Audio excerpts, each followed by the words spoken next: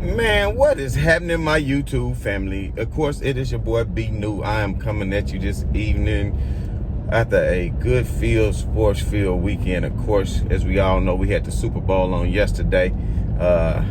And of course, a lot of people want to get into the debate of the GOAT in football and the GOAT in basketball, or the GOAT of all time, or whatever. We're not going to have that conversation today, but I do want to touch on it real quick before I have to really jump into what I really came here to say regarding the Lakers and LeBron James, as usual. So anyway, a lot of people want to say, because of the victory last night, that solidified Tom Brady as being the GOAT to them. A lot of people want to say that solidified Tom Brady being the GOAT because he won last night. Now, that's the whole problem with a lot of you people argument. A lot of folks argument when they arguing about LeBron James versus Michael Jordan and not differentiating greatness from a one person versus being on a great team, which if you are great, are going to contribute to that team being great. Does that make any sense for anybody out there? Because what Tom Brady did last night, of course, it showed that he was great. Don't get me wrong. I'm not taking anything away from Tom Brady. And if I had to say it, I would probably say he does have all the qualifications required to make him the GOAT. But if I was asked, okay, I had one chance to go win a football game, who do I want at the helm? Who do I want to be the quarterback? And I can pick from anybody in the history of the game. Am I necessarily taking Tom Brady? Probably not. And I might be a little biased, but it just all depends. It depends on, this is the thing, it depends on who the receivers are, who's the line that's protecting them, who's the opponent, who's the defensive line. Are they a team that blitz a lot? Who's the secondary? Do they have great corners? Do they have good safeties? I mean, do they have linebackers who can drop out and cover tight ends? You understand what I'm saying? And in football, it's too hard to say a GOAT. You can say, okay, well, he's the GOAT at that position. But also, if you say, look at Joe Montana, for instance. To me, Joe Montana is one of the greatest ever, right? But he had Jerry Rice. What happened when Joe Montana retired? The 49ers didn't miss a beat because they still had Jerry Rice. So when Steve Young came in, he a great quarterback who added mobility. Something that Joe Montana just didn't have. Now, Joe Montana was still a hell of a quarterback, but one constant thing that they had was a hell of a defense. Do people know who Ronnie Lott is, who anchored that defense? They had a hell of a defense, and they had a hell of a running back in Roger Craig. And then they had a hell of a receiver by the name of Jerry Rice, who I think is the GOAT. If you want to talk about GOAT in football, then that's who you look to. Then a lot of people argued about that recently, saying Randy Moss is the greatest, but he doesn't have any rings. Well, does that make him less of a receiver than Jerry Rice? Well, maybe Jerry Rice was in a better system. If you put Randy Moss on that same team, does Randy Moss win those same Super Bowls? Probably. He's a hell of an athlete. He way taller. He faster. But at the end of the day, Jerry Rice knew what he had to do to get open, and he constantly did it. He created separation. He always had yards after catch. He required double team for most of his career, had safety sneaking in, covering that whole side of the field, which opened things up for his other teammates, even for T.O. early on, when late in Jerry Rice's career, when he was teammates with T.O. So to me, just to be totally honest, it's too hard, especially in football, when you have 53 players on each team and you constantly replacing people during the game, running them in and out of the game on position to solidify and say who is a GOAT in football, when it takes that many people to see on the team, and then you're not even playing both ends. So if you're an offense on football, you don't play defense. If you're a defensive player on football, you don't play offense. So how can you be considered a GOAT in football over somebody that plays basketball? To me, I don't think so, because in basketball, you have to play on both ends of the floor. You have to hold your opponents. You have to shoot. You have to be able to be great offensively and be great defensively. And then on top of that, in the playoffs, you're usually only going 8 deep. You may go 9 to 10 deep. But most of the time in the playoffs, you're going 8 deep, mano a mano. So usually it's not like you got 53 different people. You fit in on a team and you carry a much larger weight. So to me, to say, well, Tom Brady is the GOAT, I'm not going to argue and say he's not. I'm not going to tell you Joe Montana not. I'm not going to tell you Jerry Rice not.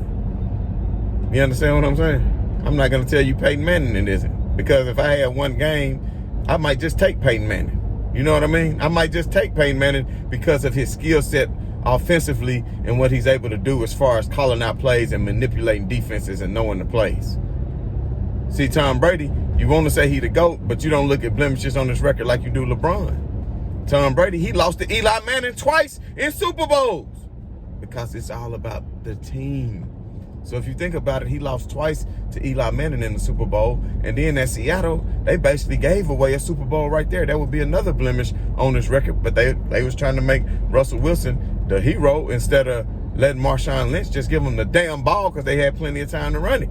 But to me, I don't have a dog in that race. I'm going to tell y'all something when it comes to football. Like, if you're not the Tennessee Titans, then I don't care. I don't have a dog in the race. I go for any and everybody. I might go for certain players I might like.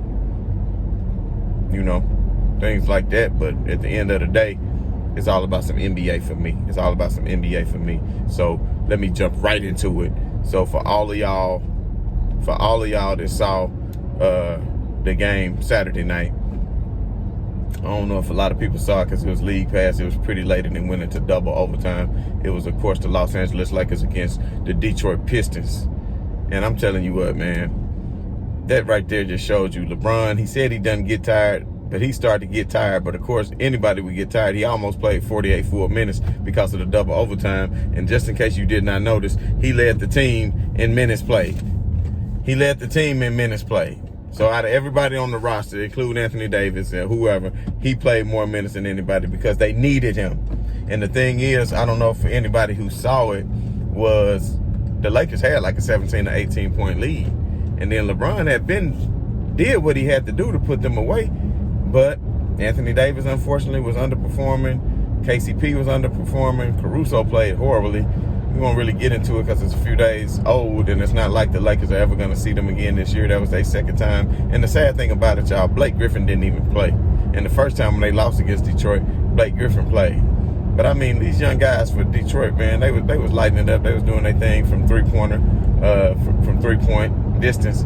But once he got into the overtime, the first overtime, I was still upset because I thought Marcus Gasol really should have played in the overtimes. He didn't play in any one of them, so that kind of lets you know how Vogel thought that the matchups was going along the side of the game. He always let Mark start, but he doesn't always let him finish, and it all depends on matchups and who's on the floor, and I understand that. But I felt like if Mark would have been on the floor defensively, they would have got a lot more stops as far as what he's able to do on the defensive end, and it wouldn't have had to go to that second overtime. And also, I feel like LeBron was giving the ball to Anthony Davis a little bit too much, trying to say, okay, well, we in overtime, so here, AD, go on to get it. And I thought they was going to lose because in the first overtime, they fell behind by like 4 or 6 points in the first couple of minutes. And I'm like, how they about to lose at home to the Detroit Pistons? Like, this is really ridiculous right now. But, of course, in LeBron James fashion, what does he do? He coast to coast, take it out, get a steal, come back down, hit the shot, and then tie it up, and they end up going to the double overtime. And then what does he do? Hit 2 big threes to seal the game. He hit 2 big threes to seal the game and put an end to Detroit night. And then just walked off the court and just does what he does, man. I mean, he gets so deadly from three-pointer. He's shooting over 40% clip. So they just adding longevity onto his career because he don't have to bang with you, but he still, and see, that's the thing. What I noticed in that game is because now that people start to have to respect LeBron James from three-point range, he still has the speed to get past you. So if you try to come out to challenge, he can come off the dribble and just shoot right past you. So then the help got to come. So when the help to come over to try to get in front of him to take a charge, I alter or block the shot, then he can give off an easy dish to Montrez if he in the game, or he can kick it over in the corner to Kuz if he in the game, or KCP if he in the game, just depending on what it is, because you know LeBron James is going to make the right basketball decision. And at the end of the day, that's what he does. And that's why I still think, even at age 36, he's still the best player in the NBA right now. And we won't get into everything that happened with Brooklyn. I want to say on that same night, KD started the game, then didn't finish the game because of contact tracing. It was real weird. He was pretty upset. And I would have been too if I was a Brooklyn Nets fan, or if I was KD. I would have been pretty upset about that too. But nonetheless, Brooklyn still lost that game, even though Kyrie did not play, but Harden still played. And you would have thought that it would have been enough for them to get past Orlando. I believe that's who they was playing. But anyway, back to what I was saying about my Lakers, about LeBron James. He's the best player in the league. Nobody gonna stop them. As you go to NBA.com, you can see that they're back number one on the as far as the power rankings is concerned. And to me, if you talk about the best teams in the league, that's who I got to go with. I'll put the Lakers on top right now, and then I probably have to go. I might have to go just the Clippers in second, followed by the Net. I probably go Philly third, and then I probably go with the Nets fourth. You understand what I'm saying? So that's my top four. That you got 2 from the West, 3 from the East. Boston is up there. Jaylen Brown, he continued to play good. Jason Tatum, he playing well. Just got to see what they can do come playoff time. But regardless, I still want to say that the Lakers are the team to beat. And I think that they will repeat as champions because I just don't see anybody stopping them or slowing down. So they have a game tonight against Oklahoma City. Of course, that is on Oklahoma City. That is not going to be on nationwide television, of course. And hell, to be honest, I can't even really name probably 1 or 2 of the starters on OKC. So it shouldn't be a very interesting game. I still tune in so I can break down the game and see how it all played out. And then it'll be interesting to see if LeBron James is going to finally take a game off. It doesn't look like it. I think he is intent on playing what are they playing, 72 games this year? I think he's intent on playing every single one of them just to show, look, I'm 36 years old and I'm still in damn near the best shape of my life, even after only a 71-day break, which LeBron was not too happy about the All-Star game. And a lot of people want to give LeBron hell about that. But you know what? I'm going to make a whole nother video about that because I don't want to go into too many details of just, and people, I'm afraid they might miss it because I got a lot of different topics that I'm touching on this particular video. But I am for sure going to make a video regarding LeBron James' statement on the All-Star game because there's a lot of smooth brain people out here and a lot of haters out here who had a lot to say about LeBron James' statements regarding the All-Star game. But at the end of the day, it is what it is. So again, got to get out here and take care of this business. Not too much pregame analysis on the OKC game. Like I said, I just expect the Lakers to take care of business. If they don't win by double digits tonight, then I might start being worried about the Lakers because it seems like they are starting to play down to their opponents.